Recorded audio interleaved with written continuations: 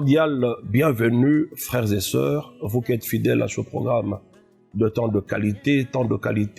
Nous sommes en train de parler de l'Évangile avec le sous-thème sur la position du chrétien. Nous ne cessons de l'insister en disant qu'il y a une grandeur et une richesse incroyable, inépuisable, contenue dans cette position spirituelle. Et la position spirituelle est une réalité. Ce n'est pas quelque chose derrière lequel nous sommes en train de courir, mais ce sont les acquis de l'œuvre de la croix. Et donc nous devons les manifester au travers de la foi. Ce que tu es en Jésus, sur le plan spirituel, est une réalité.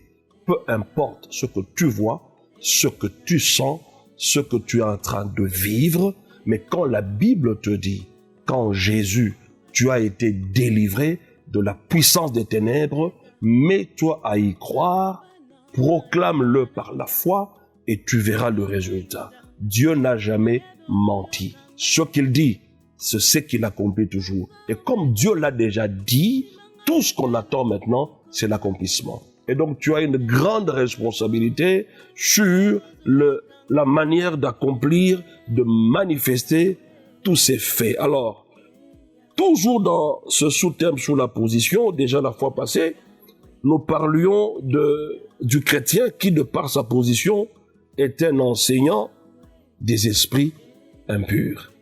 Et nous avons dit que le péché est la chose principale sur laquelle s'appuie le diable pour mater la vie des chrétiens. Et une fois que le péché a été ôté, la conséquence, c'est que le diable perd le champ d'action et le terrain d'accusation contre nous. Voilà pourquoi la Bible nous recommande de rendre grâce à Dieu. On nous dit dans Colossiens, au chapitre 1, à partir du verset 12, « Rendez grâce au Père qui nous a rendus capables d'avoir part à l'héritage des saints dans la lumière. » Et d'autres versions disent « Éclater en action de grâce ». En fait, c'est comme si tu reçois une bonne nouvelle qui te dit, par exemple, malgré toute la sorcellerie de ta famille, malgré le fait que chez vous, les jeunes gens ne trouvent jamais de travail, les jeunes filles ne sont là que se faisant engrosser une après une autre, et lorsque tu entends la nouvelle qui te dit que tu as été délivré de la puissance des ténèbres et emporté dans le royaume de son Fils d'amour, tu éclates en action de grâce en disant merci Seigneur. C'est comme quelqu'un qui traverse un désert et après des kilomètres et des kilomètres, il rencontre quelqu'un avec un grand verre d'eau bien glacé. Imaginez-vous comment vous allez remercier cette personne. C'est le même sentiment qui doit jaillir de vous lorsqu'il s'agit de l'héritage de Dieu pour les saints dans la lumière. Parce que tu es passé des ténèbres à la lumière et donc tu es héritier de Dieu dans la lumière. C'est une réalité, c'est un fait qui est déjà accompli. Maintenant, il faut le vivre. Nous avions vu que Christ est allé à la croix, il a été crucifié afin que la bénédiction d'Abraham soit activée sur tous ceux qui vont croire au Seigneur Jésus-Christ. On dit afin que s'accomplisse, qu'il y ait accomplissement. Et donc, nous ne sommes pas derrière ces réalités, mais au lieu que ces réalités soient de plus en plus prêchées, pour que notre conscience soit en alerte, de manière à ce que chaque fois que nous ayons ces choses en présence à l'intérieur de nous, mais nous devenons de plus en plus conscients de ce que le diable fait, de moins en moins conscients de ce que Dieu a déjà fait pour nous. Voyez-vous, je donne un exemple simple. La Bible déclare que lorsque 2 ou 3 sont réunis au nom du Seigneur Jésus, lui-même en personne est au milieu de vous. Mais remarquez le réflexe que nous avons. Le premier réflexe, souvent, quand les gens se réunissent, au lieu de rendre grâce à Dieu pour sa présence au milieu de nous, qu'est-ce que nous disons? Tous les démons qui sont ici, tous les démons, nous les délogeons dans le nom de Jésus. Oui, vous êtes en train de prier. Et les gens qui vous regardent de l'extérieur, ils disent, voilà, ça sont des frères en Christ, des sœurs en Christ. Mais ce que vous faites là, vous donnez de l'avantage au diable. Pourquoi ne pas commencer le culte avec des actions de grâce? Mais vous voulez toujours commencer le culte avec les chasser des démons. Qui vous dit que les démons sont là? Vous ne pouvez pas commencer par croire que 2 ou 3 que nous sommes ainsi réunis, c'est Jésus qui est là au milieu de nous. Je donne un autre exemple. Lorsque vous entrez dans une pièce, n'est-ce pas? Une pièce bien éclairée comme notre studio ici, et si on éteignait toutes les lumières, vous allez voir les ténèbres, n'est-ce pas? Mais quand on rallume, qu'est-ce que vous allez voir? Les ténèbres vont se dissiper. Et vous ne pourrez voir les ténèbres que là où l'intensité de la lumière s'arrête. Vous ne verrez jamais les ténèbres dans la lumière. Et si toi tu es la lumière de ce monde, mais comment se fait-il que les œuvres des ténèbres se manifestent tous les jours dans ta vie? Alors tu dois revoir ta conversion. Ça c'est la première des choses. Tu dois revoir ta conversion. Donc il faudrait que de plus en plus on nous enseigne là-dessus.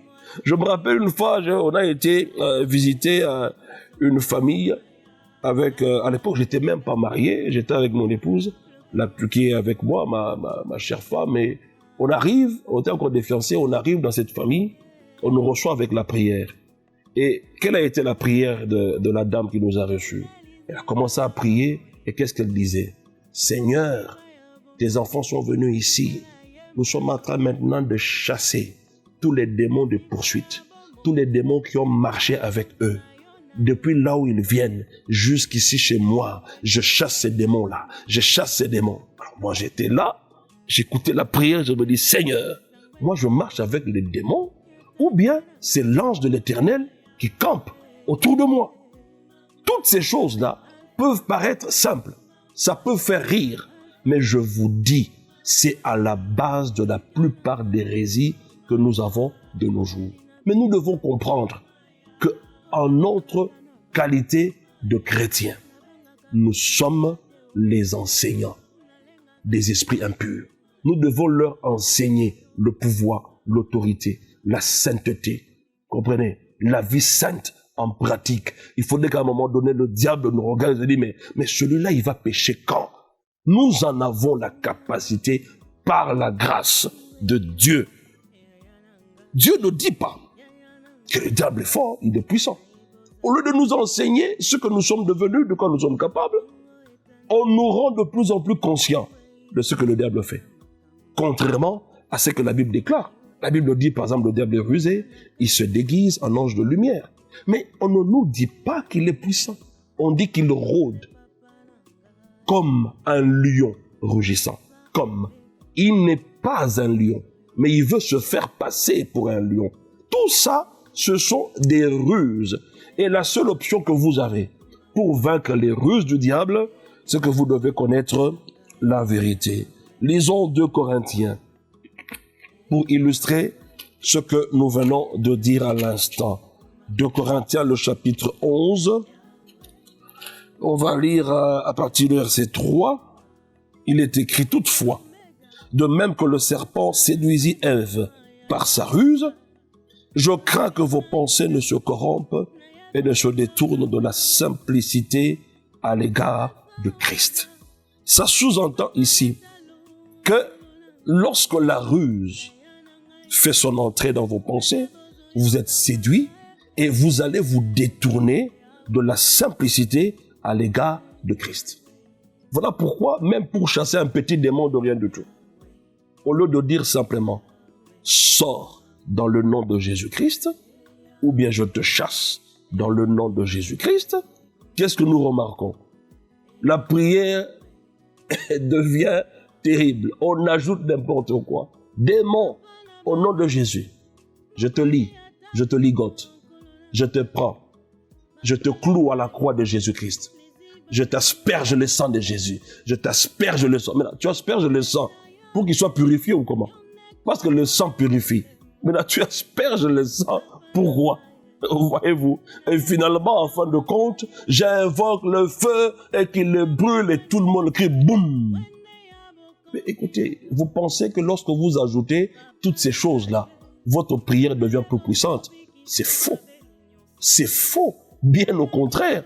Puisque vous dites des choses pour lesquelles Dieu ne vous a pas dit, vous devrez les dire pour que le diable parte, alors en ce moment, vous donnez la force à Satan. Vous n'avez pas le pouvoir d'amener Satan dans le feu. C'est Dieu seul, au dernier jour, qui prendra Satan et ses démons, et tous les hommes qui les auront suivis, n'est-ce pas? Il va les envoyer dans les temps de feu. Vous n'avez pas de feu où mettre Satan. Depuis que vous les brûlez, ces démons-là, on a comme l'impression qu'ils sont devenus encore plus nombreux. Ils devraient mourir en les brûlant. Non, mes chers frères, je sais. Comme dira, on a été dans une scène de délivrance. Quand on a dit le feu, les démons commençaient à dire « Pas le feu, pas le feu, pas le feu ». Oui, vous ne savez pas que le diable est un menteur. Hein? Il peut vous mentir alors que vous êtes dans l'erreur. Il continue à vous mentir. Et le temps que vous vous en rendiez compte, il sera déjà trop tard.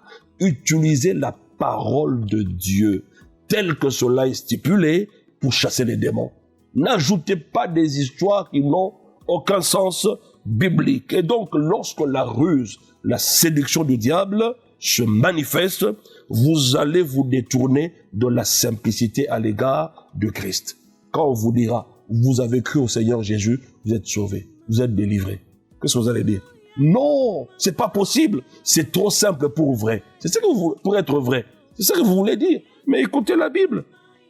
Vous allez vous détourner de la simplicité à l'égard de Christ.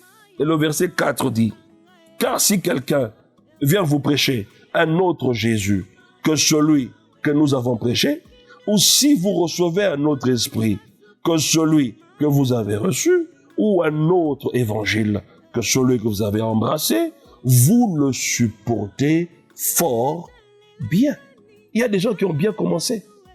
Mais on leur a amené un évangile. Non, c'est même pas l'évangile, comme il le dit aux Galates, l'apôtre Paul. Ce n'est pas qu'il y a un autre évangile, mais c'est une parole pour vous égarer. L'évangile de la grâce que nous prêchons, lorsque vous recevez Jésus, vous avez des acquis dont vous avez la responsabilité de manifester au travers de la foi. Nous lisons le verset 13 et le verset 14, il est écrit, « Ces hommes-là sont de faux apôtres, des ouvriers trompeurs, déguisés en apôtres de Christ. » 14. « Et cela n'est pas étonnant, puisque Satan lui-même se déguise en ange de lumière. Il n'est donc pas étrange que ces ministres aussi se déguisent en ministres de justice. Leur fin sera selon leurs œuvres. » Remarquez là-bas, ce sont des faux apôtres, des faux ministres. Ils se déguisent comme leur maître se déguise aussi en ange de lumière. Alors, c'est là que vous voulez en venir. Il n'est pas fort en soi, mais remarquez, il utilise la ruse. Ce sont des moyens malhonnêtes. Vous savez, quand vous attrapez un voleur en flagrant délit, c'est à ce moment-là que vous saurez que cette personne-là n'est pas forte. Quand vous l'attrapez comme ça, vous allez voir comment il va détaler. C'est comme ça avec le diable, le voleur. Quand vous l'attrapez dans son mensonge, il va détaler. Et on dit, avant qu'il ne fasse ces mauvaises actions dans nos vies, il se déguise. Le déguisement et la ruse, ce sont les armes des faibles. Parce que si le diable était fort, il allait paraître devant nous tel qu'il est. Mais tel qu'il est, sous le plan spirituel, il sait que moi je suis au-dessus de lui. Alors il veut te faire croire ce qu'il n'est pas.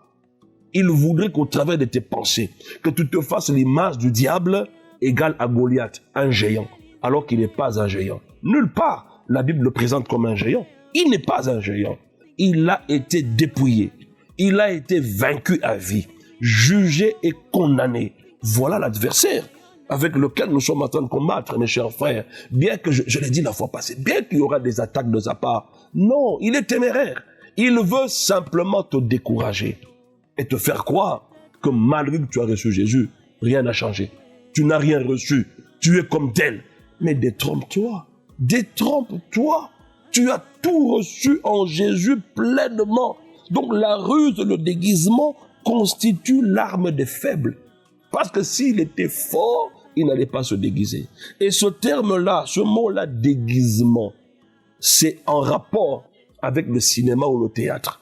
Lorsque un acteur, n'est-ce pas, porte un costume pour le rôle qu'il joue dans le théâtre, cela ne veut pas dire que la personne qui joue dans le théâtre, c'est ce qu'il est dans la vie réelle.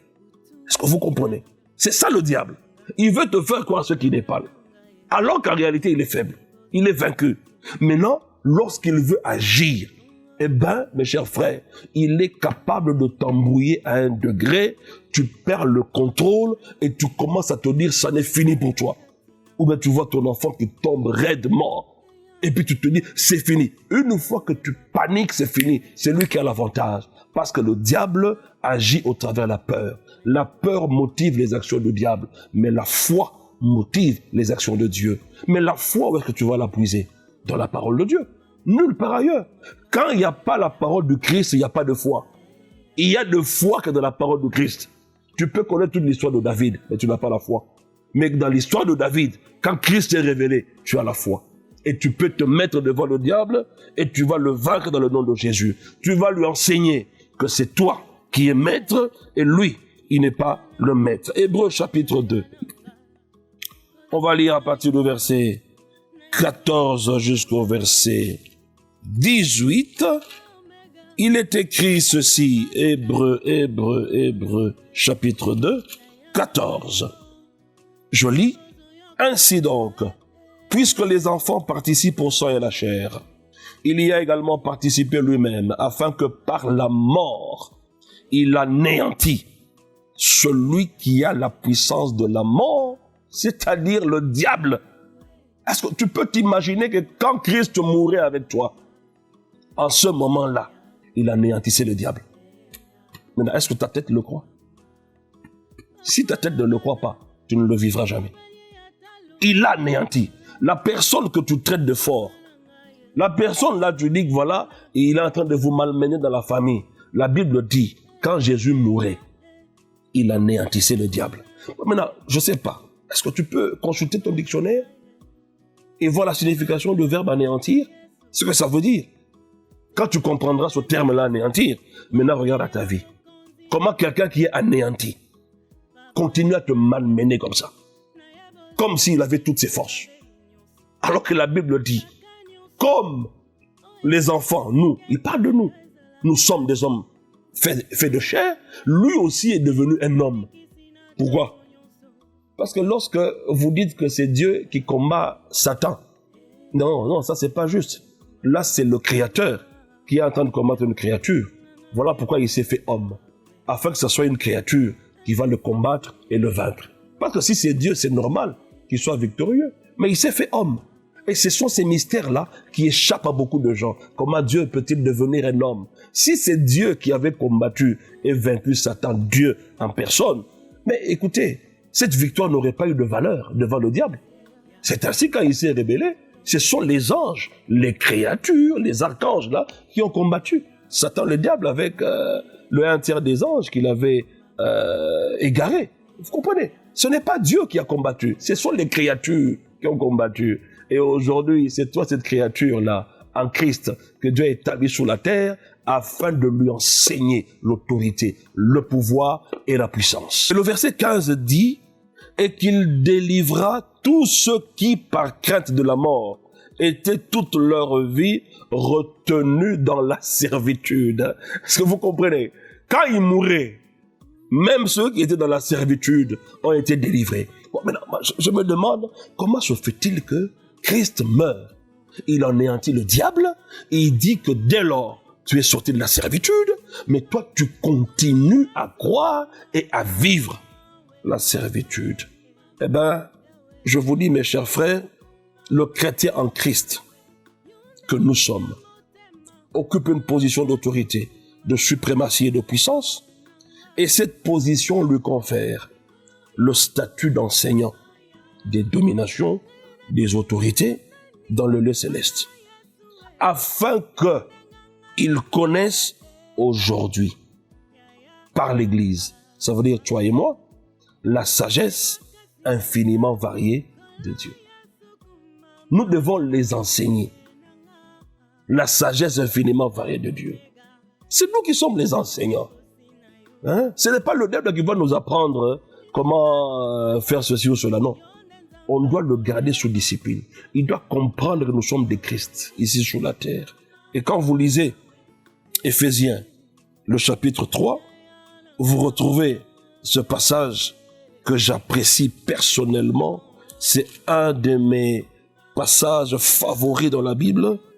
Éphésiens chapitre 3, le verset 8 jusqu'au verset 11, il est écrit « À moi qui suis le moindre de tous les saints, cette grâce a été accordée d'annoncer aux païens les richesses incompréhensibles de Christ. » Est-ce que vous comprenez ça? Il y a des richesses là-dedans, de Christ. On ne parle pas d'argent ici. On va comprendre toujours dans cette série sur la position spirituelle. On doit nous enseigner ces richesses incompréhensibles. C'est-à-dire, il y a beaucoup de chrétiens qui ne comprennent pas ces choses. Ils étaient païens. Ils ont reçu Jésus. Maintenant, qu'est-ce qu'il faut? Il faut leur enseigner quoi? Les richesses incompréhensibles de Christ.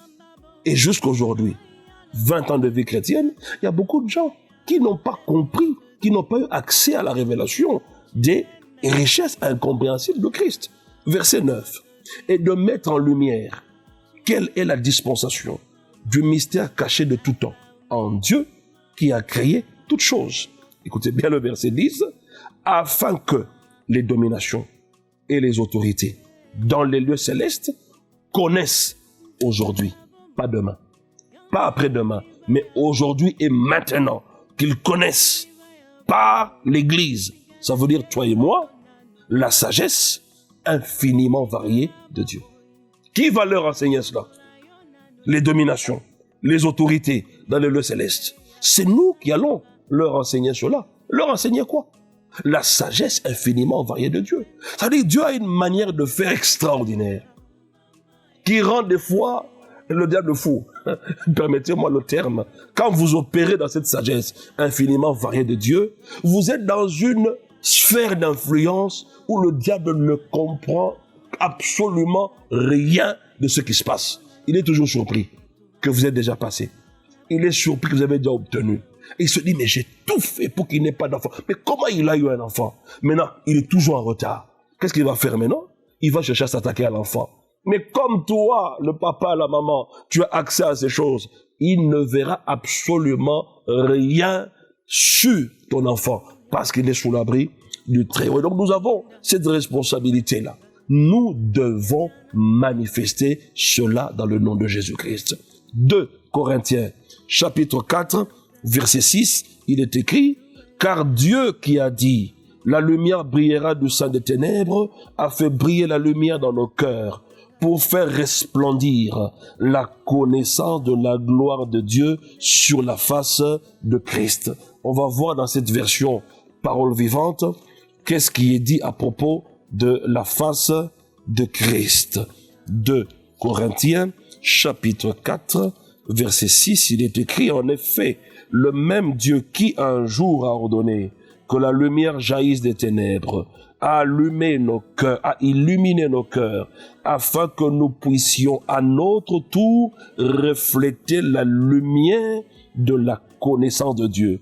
Lui, est-ce que vous comprenez? À notre tour, nous devons refléter la lumière de la connaissance de Christ. Donc c'est nous. Voyez-vous, quand on dit la face du Christ, on fait allusion au corps du Christ que nous sommes. Nous sommes censés refléter la lumière de la connaissance. C'est auprès de nous que même les anges veulent plonger les regards lorsqu'il s'agit de l'évangile de la grâce. La Bible déclare clairement 1 Pierre, au chapitre 1, à partir du verset 12. On dit que les anges désirent plonger les regards dans cette révélation qui concerne Jésus-Christ. Et la Bible continue en disant, je reprends, à illuminer nos cœurs afin que nous puissions à notre tour refléter la lumière de la connaissance de Dieu et faire resplendir sur les autres la gloire divine qui rayonne sur le visage de Jésus-Christ. Il s'agit de nous. Nous devons refléter cela.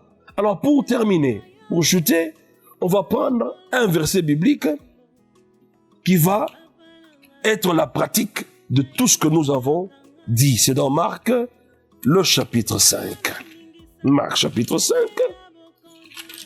Je vais commencer à partir du verset 1. Il est écrit ceci.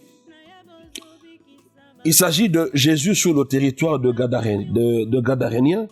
Il y a la guérison d'un démoniaque. Retenez bien le titre. C'est Jésus dans un territoire. OK? Vous allez comprendre pourquoi j'insiste là-dessus. Verset 1. Ils arrivèrent à l'autre bord de la mer, dans le pays de Gadaréniens. Aussitôt que Jésus fut hors de la barque, il va au-devant de lui un homme sortant des sépulcres et possédé d'un esprit impur. Cet homme-là, qui est sorti des sépulcres, vous serez d'accord avec moi que Jésus n'est pas allé dans ces territoires, n'est-ce pas, pour aller rendre visite, aller visiter la tombe d'un des membres de sa famille ou quelque chose du genre. Mais ce monsieur ici vit dans les sépulcres. Mais quand Jésus va poser son pied sur ce territoire des Gadaréniens, qu'est-ce qui se passe? Le démon que nous pouvons appeler démon territorial, qu'est-ce qu'il fait? Il apparaît directement au devant de Jésus. On dit, il va au devant de lui, un homme sortant des sépulcres et possédé d'un démon. Maintenant, on donne la description de cet homme-là. Verset 3. Cet homme avait sa demeure dans les sépulcres et personne ne pouvait plus le lier, même avec une chaîne, car souvent, il avait eu les fers aux pieds et avait été lié des chaînes. Mais il avait rompu les chaînes et brisé les fers. Et personne n'avait la force de le dompter. Cette personne incarnait le démon territorial. Personne ne pouvait l'arrêter. Personne ne pouvait le dompter. Mais lorsque le Christ vint, le Fils de Dieu, le monsieur vient se présenter devant. Et tu vas comprendre qu'est-ce qu'il est venu faire devant Jésus-Christ. Verset 5. Il était sans cesse, nuit et jour dans les sépulcres et sur les montagnes, criant et se meurtrissant avec des pierres, ayant vu Jésus de loin. Donc il avait vu Jésus de loin. Et qu'est-ce qu'il va faire? Il commence à courir. Il courut, se prosterna devant lui. Quand Jésus, reprenons le verset 1, on dit ils arrivèrent à l'autre bord de la mer, dans le pays de Gadaréniens. Aussitôt que Jésus fut hors de la barque, c'est-à-dire quand il pose la plante de ses pieds dans ce territoire, eh ben, le démon territorial qui était là a tout de suite senti qu'il y a un pouvoir qui est au-dessus du mien. Et maintenant, il vient devant Jésus, la Bible déclare, il courut et vint se prosterner devant Jésus. En d'autres termes, il vient prêter allégeance. Est-ce que vous comprenez comment les démons doivent en réalité se comporter à notre égard? Ce n'est pas que tu nous dis sors et tu dis je ne sors pas. Et ça devient tout un spectacle à la télévision. Sors, je ne sors pas. Sors, sors, sors. Mais écoutez, ces choses-là, on ne les a pas vues avec Jésus-Christ. Et nous l'incarnons aujourd'hui sur la terre. Voyez-vous, les démons doivent prêter allégeance. Ils doivent se prosterner. Et quand ils se prosternent devant lui, le verset 7, il est écrit, et s'écria d'une voix forte. Il a crié d'une voix forte, qu'y a-t-il entre moi et toi, Jésus, fils du Dieu très haut? Je t'en conjure, au nom de Dieu, ne me tourmente pas. Ah, il connaissait Jésus, hein? Il savait qui il était. Et puis il dit, au nom de Dieu, ne me tourmente pas. Mes frères, qui devait tourmenter qui? C'est Jésus qui devait tourmenter les démons ou bien c'était le contraire? Je te pose la même question.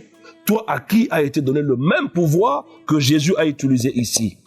Est-ce que ce sont les démons qui doivent te tourmenter ou bien c'est toi qui dois les tourmenter? Tu dois leur enseigner ce que c'est que le pouvoir et l'autorité. Ils doivent comprendre ces choses-là et ils doivent se prosterner devant toi. Ils doivent prêter allégeance, reconnaître que tu es le Fils de Dieu. Mais c'est toi, le Fils de Dieu aujourd'hui, qui est sur la terre.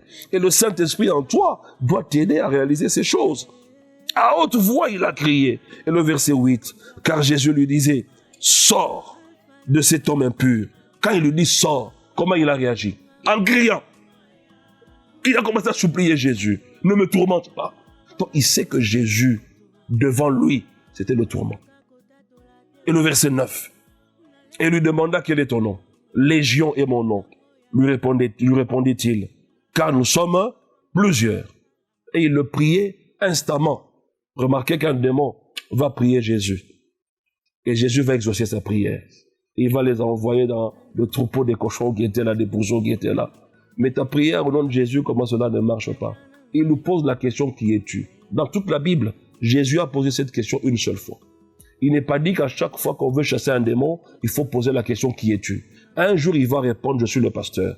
et on verra comment tu vas démentir cela. Il est menteur, le père du mensonge. Il faut faire attention avec lui. Jésus a ainsi demandé à ces démons, qui es-tu? Afin qu'il nous donne un enseignement pour que nous comprenions qu'ils peuvent s'organiser en légion. Mais cette légion de démons qui constituait les démons territoriaux, lorsque Jésus a foulé la plante de ses pieds, qu'est-ce qui s'est passé? Ils sont venus prêter allégeance. Et ils ont crié à très haute voix, ne nous tourmente pas. Eh bien, mes chers frères, quand vous comprenez ces choses, alors vous comprendrez aussi que vous n'êtes plus une victime dans le nom de Jésus. Plus de tous une victime. C'est vous qui devez les malmener pendant le temps que le Seigneur vous a accordé ici sur la terre. Je prie Dieu afin qu'il vous fasse comprendre ces choses, que cette assurance soit à l'intérieur de vous, que vous soyez sûr de votre position. Enseignez-leur ce que Christ vous a donné. Il vous a donné le pouvoir, l'autorité de marcher sur eux et que rien venant de leur part ne pourra te nuire. Aucun pouvoir de ténèbres ne prévaudra sur toi. Tu dois leur enseigner ça. Ce sont des vérités que tu dois manifester de l'autre côté en opérant dans la sagesse infiniment variée de Dieu. Que Dieu te bénisse dans le nom de Jésus, qu'il te fasse grâce et que ses faveurs multiples soient votre partage. Dans le nom de Christ Jésus, nous avons ainsi parlé, nous avons ainsi proclamé, prié, et d'un commun accord, nous pouvons dire Amen par la foi, tout en croyant que nous occupons cette position au nom de Jésus-Christ. Amen. Papa na bana ya nanga kosina yuda na yadozo yokanga Yesu Alpha Omega